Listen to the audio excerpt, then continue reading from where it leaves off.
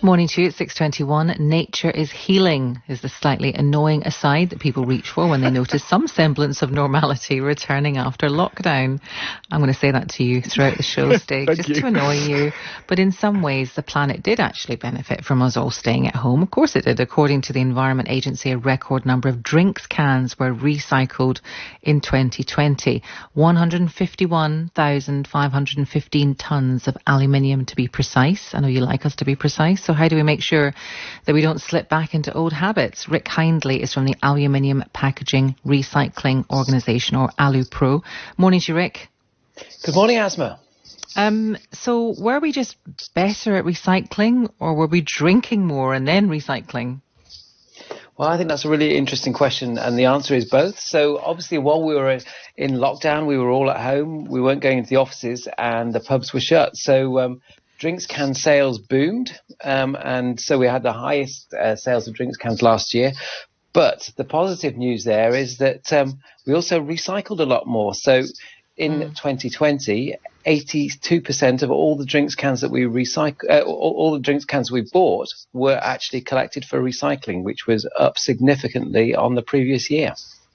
Now, presumably, and I don't mean this in a flippant way, it is because, well, it must be because people had, fewer distractions, less to do, and they could kind of concentrate on the here and now. You're in the kitchen, you've just drunk something, put it in recycling rather than, putting it in the kind of normal, so to speak, bin or chucking it in a bin outside or whatever. Presumably that fed into it. So you must be worried, if we do return to some kind of half normality, that people might forget those habits?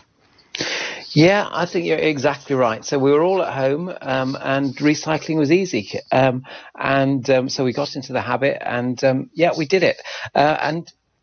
As we come out of lockdown and we're out and about and back at work and on the street or sort of in parks and what have you, we are really concerned that this will drop back, because research that we did actually before COVID suggested that 78% of us recycle regularly when we're at home, but when you're out and about, or on the go as we call it, that dropped significantly to only 21%. So we need to take those positive habits which we've now got at home and take them with us when we're out and about and drinking elsewhere. Just explain what happens to an aluminium can that goes in the correct recycling bin, and what happens to an aluminium can that's just chucked in a general bin in a park. Right. Well, an aluminium can is 100%, is infinitely recyclable. So it can become a new drinks can each time it's put in the recycling bin. So those cans that are put in a recycling bin go off to a sorting plant where they're sorted from other materials like plastic or steel. They then go off to a recycling plant, normally in the UK, and those cans are recycled back into what we call ingot, to go back into new cans. And that process can happen in as little as 60 days. So very quick, and it can happen time and time again. So each can that's recycled reduces the carbon footprint of the next. So that's really positive. But if it goes in the wrong bin, it could be lost to landfill. So if it goes into just an ordinary rubbish bin, it won't complete that infinite journey. So big difference. Definitely need to make the positive step. Now, people know what to do at home. Obviously, I mean, if they have the correct recycling bin, which, most people should, they can do it. But it is a bit of a problem when you're out, because sometimes you get those double bins. You can put the recycling stuff in that side and the stuff that's non-recyclable in the other. But quite often it's just those large, everything in them bins. And I presume no one's sorting through that. So do you think there is a kind of responsibility for councils to provide more recycling bins in parks? Well, you make a really good point. Yes, something that we need to get better at is recycling when we're out and about. And yes, there is a real need to put out more recycling bins. But equally, we as consumers have a responsibility here. We need to take that responsibility seriously.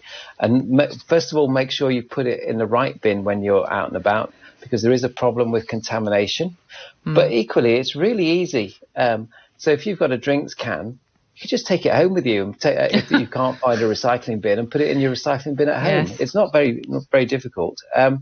But the good news about aluminium is actually that if it does find its way into the wrong bin, there is a reasonable chance that it will actually be recycled as well, because it can be recovered from incinerator bottom ash. So if the waste goes for incineration, the can be recovered from the ash and is recovered and has a value and can be recycled. But the priority is to do the right thing in the first place, because it's more difficult to recycle it that way. So put it in the right bin or take it home. It's that easy. It's our own personal responsibility here to do this. And if we do that, we'll sort of take us towards our goal, which is to recycle close to 100% of all the drinks cans that we sell in this country, which is really possible. Okay, Rick, thank you very much for that. That's Rick Hindley from the Aluminium Packaging Recycling Organisation. Recycling Organisation. Recycling Organisation. Recycling Organisation.